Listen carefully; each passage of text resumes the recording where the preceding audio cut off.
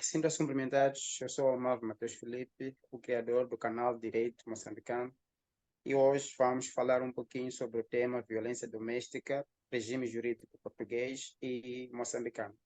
Para o efeito, convidamos a doutora Célia Lopes, jurista, que vai já se apresentar. Muito bem, antes de mais, olá a todos, muito boa tarde. Aqui em Portugal são 1h02 da tarde, portanto estamos em pleno inverno, hoje está solzinho, mas tem havido dias muito chuvosos, muito frios, muito ventosos, mas estamos aqui, e eu chamo-me Célia Lopes, como o meu colega Malven Felipe já me apresentou, portanto, sou jurista, sou licenciada em Direito pela Universidade Autónoma de Lisboa, e estou em fases de ingressar à Ordem dos Advogados este ano corrente. Portanto, sou, para além de jurista e futura advogada, que serei em 2025, sou youtuber. Tenho um canal de YouTube há mais de 2 anos que se chama Cascada em Direito por Célia Lopes, onde explano matérias temáticas de direito numa ótica de complemento de estudo, portanto, para orientar, ajudar estudantes ou apenas amantes da área de direito, da área de justiça, que tenham questões ou então interesse em saber um pouco mais, e faço também entrevistas, portanto, se tiverem curiosidade, podem no final deste vídeo, portanto, ir dar uma olhadela e espreitarem o canal e deixarem as vossas sugestões e aproveitarem os conteúdos que lá estão. Sem mais delongas, vamos então iniciar a nossa conversa aqui, esta partilha, onde vamos tentar, de uma forma muito concisa, falar sobre a temática da violência doméstica, um estudo, um estudo comparado entre o ordenamento jurídico, o regime jurídico português e moçambicano. Exato. Passo então a palavra ao meu caríssimo colega, Malven Felipe, por favor. Obrigado. Feita então a apresentação, vamos avançar. Célia, o que é violência doméstica? Bem, nós temos dois sentidos quando falamos da violência doméstica, um sentido, sentido estrito e o sentido lato, mas de uma forma muito generalizada, para quem não entende estas duas distinções que eu já passo a explicar, a violência doméstica abarca comportamentos utilizados no relacionamento entre duas pessoas, por uma das partes, não é? Sobretudo para controlar a outra parte. E deixo já frisado que qualquer pessoa pode sofrer, ser vítima de violência doméstica, não interessa o sexo. E as pessoas envolvidas neste processo podem ser casadas ou não, podem ser do mesmo sexo ou não, podem viver juntas ou não, separadas ou simplesmente namorar. Portanto, as vítimas podem ser, como comecei por dizer, de qualquer estrato social. Isto significa que podem tanto ser ricas como pobres, de qualquer idade, qualquer sexo, qualquer religião, cultura, grupo étnico, orientação sexual, formação ou estado civil. Então, partindo deste pressuposto, podemos então, como eu comecei por dizer, que existem dois sentidos para a interpretação e compreensão do conceito de violência doméstica, que em termos jurídicos temos o sentido estrito, que inclui aqui os atos criminais enquadrados no artigo 152 do Código Penal português, e estamos a falar, portanto, neste caso, de maus tratos físicos, maus tratos psíquicos, ameaça, coação, injúrias, difamação e crimes sexuais. Por outro lado, o sentido lato quer dizer que temos aqui incluídos outros crimes em contacto doméstico, e falamos, por exemplo, da violação de domicílio ou perturbação da vida privada, através de imagens, por exemplo, conversas telefónicas, e nós, a nossa juventude, a nossa geração, a geração Z, principalmente, somos de tecnologia, somos do digital, e estas conversas que existem muitas vezes telefónicas, através de e-mails, ou então segredos entre um casal, podem ser simplesmente revelados de uma forma escandalosa e escrupulosa, nas redes sociais, através do Facebook. Muito usualmente vemos histórias e relatos e situações desta natureza no Instagram, que é uma rede atualmente mais afável, por assim dizer, que os jovens mais procuram e onde se sentem mais seguros para fazerem as suas partilhas e, de certa forma, sentem-se abraçados ou então correspondidos às suas expectativas. E nestes casos podem-se revelar segredos de um casal, factos de vida privada, violação de correspondência, violência sexual também. Aqui neste sentido lado que falamos também da violação da obrigação de alimentos, em muitos casos que mais à frente vamos abordar, o homicídio, ou então o feminicídio, que infelizmente existe em qualquer sociedade, e nas mais conservadoras, o cenário é muito mais é muito mais evidente e chocante, ou então danos que ocorrem, furtos e roubos na sequência deste processo todo, da violência doméstica. Exato. Bom, na verdade é mesmo isso. O conceito da violência doméstica abrange uma conduta, seja uma ação ou omissão que atente contra a integridade física, a integridade moral, psicológica, patrimonial de quem? Essa seria a pergunta que eu faria para mais ou menos tentarmos entender quais são, ou seja, a relevância da qualidade do sujeito ativo, de quem pratica a ação, e a relevância do sujeito passivo, ou seja, da pessoa na qual recai esta ação. Ok, muito bem. É uma pergunta interessantíssima. E se eu vou falar da minha experiência, em termos jurídicos e académicos, e com base no ordenamento, no regime jurídico português, se olharmos para o artigo 152, do Código Penal, que na epígrafe fala sobre a violência doméstica, este constitui um crime público. E quando falamos de crimes públicos, nós estamos a falar de crimes que podem ser denunciados por qualquer pessoa, e neste caso é um crime público porque significa que assume aqui uma natureza abrangente, ou seja, a queixa não depende necessariamente por parte da vítima. Basta uma denúncia por qualquer entidade ou qualquer pessoa, pode ser uma pessoa vizinha, algum familiar, uma pessoa amiga, numa esquadra da PSP, num posto da GNR, no caso de Portugal aqui, ou diretamente no Ministério Público. E aqui quero deixar um ponto bem assente, que existe um estatuto processual da vítima de violência doméstica aqui em Portugal, que apresentando qualquer uma destas pessoas que eu sugeri, não é? Pode ser qualquer pessoa, qualquer entidade, por ser precisamente um crime público, uma vez apresentada a denúncia da prática do crime de violência doméstica e não havendo indícios de que a mesma é infundada, as autoridades aqui têm judiciais ou órgãos de polícia criminal são competentes, portanto, atribuem à vítima aqui para todos os efeitos legais o estatuto da vítima. No mesmo ato, também, é importante frisar que é entregue à vítima um documento comprovativo do referido estatuto que compreende então os direitos e os deveres estabelecidos na lei, além da cópia do respectivo auto de notícia ou de apresentação de queixa.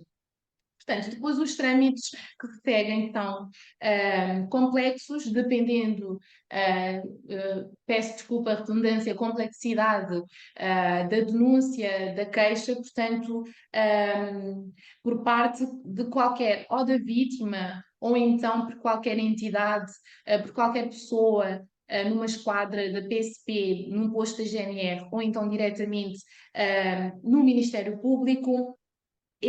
O Estatuto da Vítima permite à vítima obter uma resposta judiciária num prazo limite de 8 meses. Portanto, 8 meses depois de iniciado o inquérito em que tenha havido uma resposta, obviamente, judiciária para solicitar a urgência do processo junto do tribunal competente. E, por outro lado, a vítima tem direito a um advogado. Muita gente não sabe. Através daqui em Portugal, a Segurança Social, aí em Moçambique, não sei como é que é o cenário, podemos também depois tocar nesse ponto, mas a Segurança Social tem a faculdade de disponibilizar advogados para estas vítimas que não têm condições económicas, obviamente, de contratar um profissional da área para que possam então fazer valer os seus direitos. E também, por outro lado, o Estatuto da Vítima permite aqui requerer a Constituição como assistente e intervir no processo, podendo oferecer provas então e requerer diligências que se considerem necessárias. A vítima aqui em Portugal, uma sociedade mais democrática, tem aqui vantagens e está protegida pela lei e muitas das vezes a informação não chega às sociedades ou às realidades ou às pessoas em contextos de vulnerabilidade, não é? Social, de extrato social mais baixo, mas pedindo apoio, pedindo ajuda através de instituições como a PAV, que é uma associação que apoia a vítima em situações de violência também, e a PSP que está disponível em canais de urgência, através do 112. Portanto, aqui em Portugal a vítima não está desprotegida porque estamos a falar de uma sociedade, de um Estado completamente democrático e que nestas situações, portanto, oferece ajuda imediata. Respondendo à tua questão, portanto, indo mais a fundo, a vítima, neste caso, é protegida, sim senhora, porque tem, através do artigo 152 do Código Penal Português, portanto, a proteção que é evidente, uma vez que o seu direito é atentado, a sua integridade física é posta em causa, portanto, seja de que forma for, porque existem também vários tipos de violência doméstica que iremos abordar também mais à frente. Enquanto arguido, este tem direito, obviamente, também a um defensor, porque muitas das vezes os cenários de violência doméstica têm dualidades e essas dualidades devem ser devidamente averiguadas para que se possa, no final, ter uma decisão mais coesa, mais justa e mais equitativa, porque na verdade, em todas as histórias, não é? Existem duas faces. E essas duas faces convêm ser ouvidas e esclarecidas para uma justiça mais, como eu disse, mais equitativa. Exato. Célia, primeiro eu queria dar aqui boas-vindas. Parece que temos mais um participante na conferência. Bom, o Muito tema é bem. mesmo esse e agradecemos a participação. Bom, a minha pergunta incidia mesmo quanto à questão de sujeito ativo ou sujeito passivo. Por exemplo, na nossa lei, é mais para, em algum momento, tutelar os direitos ou a integridade da mulher. Pese embora tenhamos disposições finais no sentido de o mesmo dispositivo legal a ser aplicado para o homem. Então, nem todo ato que constitua crime pode ser tido como violência doméstica. É mais ou menos nesse sentido. Ou seja, o simples fato de eu agredir, por exemplo, a minha vizinha, tudo bem que trata-se aqui de uma desculpa mais um, ok, exato. O simples fato de eu agredir Sejam bem-vindos. exato. O simples fato de eu agredir, por exemplo, a minha vizinha, pese embora seja um crime contra a integridade física, não vamos aqui dizer que estamos diante de violência doméstica, ou seja, é necessário que haja a relevância quanto ao sujeito que pratica e ao sujeito no qual recai aquela ação. Isto é, parceiro contra parceira, ou ex-parceiro contra ex-parceira, cônjuge contra ex-cônjuge, ou uma relação familiar. Então, vai ser essa conduta, que é a ação ou omissão, que vai pôr em causa a integridade física, psicológica, moral, patrimonial, social. Então, e quanto à questão da integridade física, praticamente estamos aqui a falar de uma das formas ou um dos tipos da violência doméstica, neste caso a violência física. Até porque sempre que se fala de violência doméstica, muitos tendem a pensar que é simplesmente a violência física. Ninguém olha mais para a questão de violência psicológica, moral, por aí em diante. Até na violência física, nós podemos encontrar a violência física simples, assim como a violência física grave. O que difere é mesmo quanto à gravidade do dano anatômico que vai ser causado contra a vítima. Por exemplo, nós temos visto aqui, não sei se isso também acontece lá em Portugal, situações em que o sujeito ativo recorre, por exemplo, à água quente ou a um ferro de engomar e passa. Já vi uma situação também de um sujeito que chegou a cortar até as orelhas da sua parceira porque esta ficava muito tempo ao telefone. Então, para se falar ou para se configurar a violência doméstica, também tem que se ter em conta a questão da relevância da qualidade do sujeito que pratica e do sujeito sobre o qual recai aquela ação. Então, isso é o conteúdo que tem a ver com a violência física. Se o que seria, então, a violência psicológica? A violência psicológica, nada mais, como o nome indica, nada mais é do que um comportamento reiterado. É preciso refutar isto a nível da psíquica. E quando falamos a nível da psíquica, nós começamos por falar da questão da violência verbal. Portanto, através de ofensas, ameaças do género vou matar-te, ou então, se não fores minha, não serás de mais ninguém.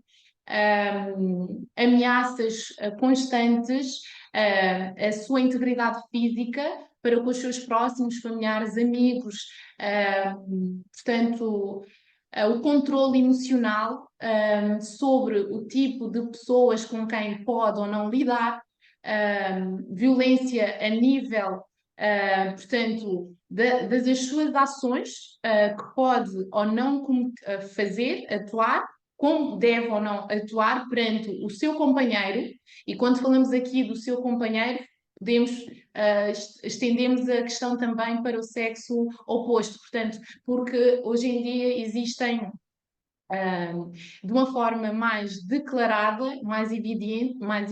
Obviamente que no histórico da humanidade sempre houve pessoas gays, lésbicas, da comunidade LGBTI, mas na realidade em que vivemos atualmente, em pleno século XXI, nós temos cada vez mais este sentido de inclusão. Portanto, quando falamos destas temáticas e outras, também temos que ter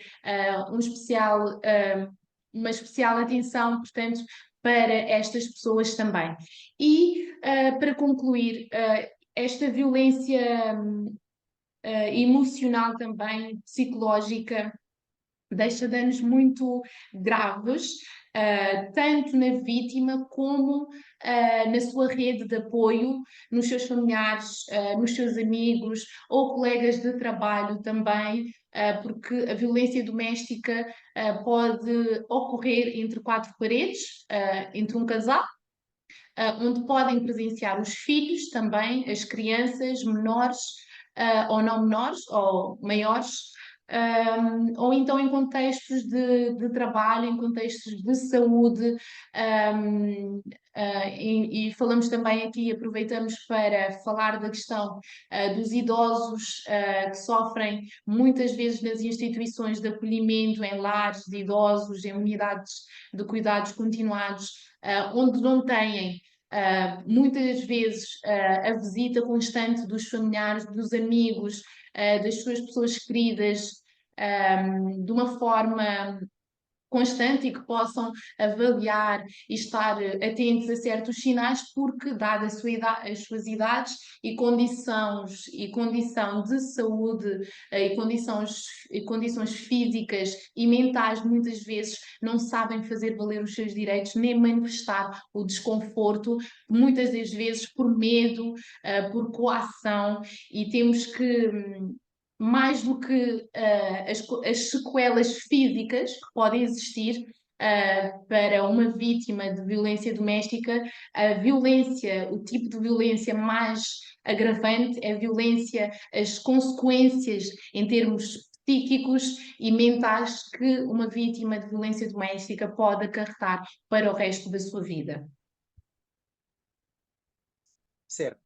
Então, antes de avançarmos para uma outra forma, ou então o tipo de violência doméstica, eu tenho uma questão quanto à questão das medidas cautelares que o juiz, por exemplo, pode decretar. Por exemplo, cá em Moçambique, a requerimento do Ministério Público ou da pessoa ofendida, pode-se requerer que o tribunal decrete uma das seguintes providências cautelares. Isso podemos ver no artigo 6º da Lei 29/2009, de 9 de setembro. Apreender armas encontradas na posse do agressor, a suspensão do poder parental, a proibição do agressor em celebrar contratos sobre os bens móveis ou imóveis comuns, a restituição dos bens subtraídos pelo agressor, garantir o regresso seguro da mulher que tenha sido obrigada a abandonar a casa. Então, essas são algumas medidas que o tribunal pode decretar em caso de violência doméstica. Eu queria saber se também procedem nesses moldes em Portugal. Muito bem. Não refere muito efetivamente as medidas cautelares existem e no caso de uma ameaça grave, porque, como disse há bocado, existem danos, temos que medir o nível, e isto, atenção, não quero desvalorizar qualquer tipo de ato de violência, porque qualquer tipo de ato de violência, independentemente da sua natureza, a violência doméstica em termos de, no sentido lato ou no sentido estrito, qualquer tipo de violência emocional, social, física, sexual, patrimonial, financeira, moral, é preciso, portanto, averiguar e ver a questão do dano no sentido de poder então atribuir aqui uma aplicabilidade mais eficaz à vítima. E nos casos de gravidade, a vítima tem direito a pedir, então, o tribunal pode decretar o afastamento do agressor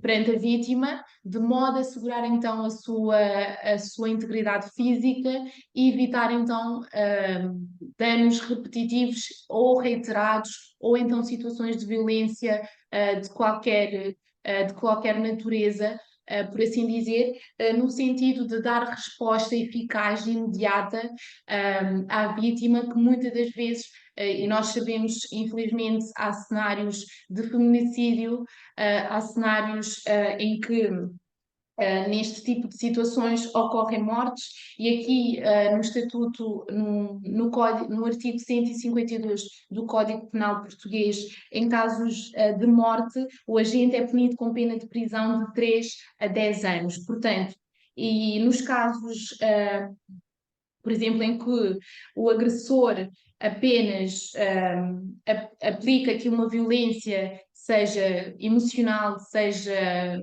patrimonial, seja de coação, de controle financeiro. Nestes casos, dizemos casos mais leves, por assim dizer, podem ser aplicados ao arguído penas acessórias de atribuição de contacto com a vítima e de proibição do uso e porte de armas pelo período de 6 meses a 5 anos e de obrigação de frequência de programas específicos de prevenção de violência doméstica. Neste caso, a pena acessória da proibição de contacto com a vítima deve então incluir aqui o afastamento da residência ou do local de trabalho desta pessoa que é vítima e o seu cumprimento deve ser fiscalizado por meios técnicos de controlo à distância. E quem for condenado por crime previsto neste artigo pode atentar, atenta concreta, aliás, gravidade do facto e a sua conexão com a função exercida pelo agente, ser inibido do exercício do poder paternal, da tutela ou da curatela por um período de 1 ano a 10 anos. Portanto, estamos a falar de medidas mais agravadas e de situações em que os danos e os efeitos da violência doméstica requerem aqui uma intervenção mais detalhada e mais objetiva.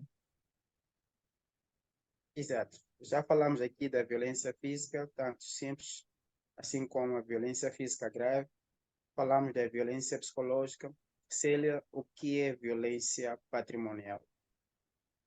Bem, a violência patrimonial aqui tem a ver muito com o controle do agente que pratica o ato de violência desta natureza, em que controla, por exemplo, a gestão financeira do seu parceiro ou da sua parceira. Atenção.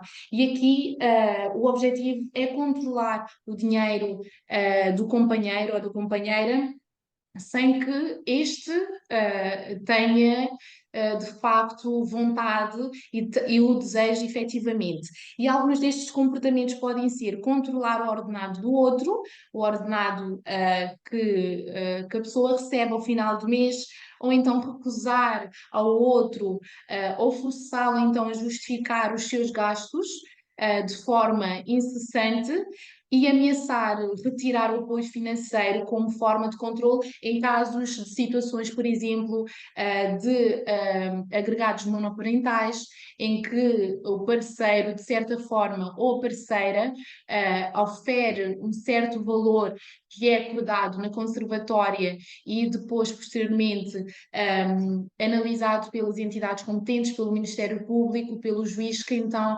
decreta a validade e a legitimidade daquele acordo de regulação das responsabilidades parentais. É a pessoa, o provedor, no caso, deste valor mensal, pela criação pela educação, criação da criança que é menor, pode exercer este direito sobre o outro ou outra parceira.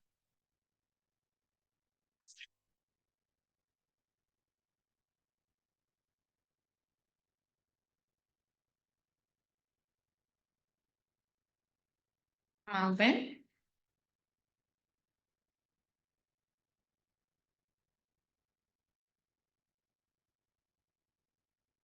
Estou sim?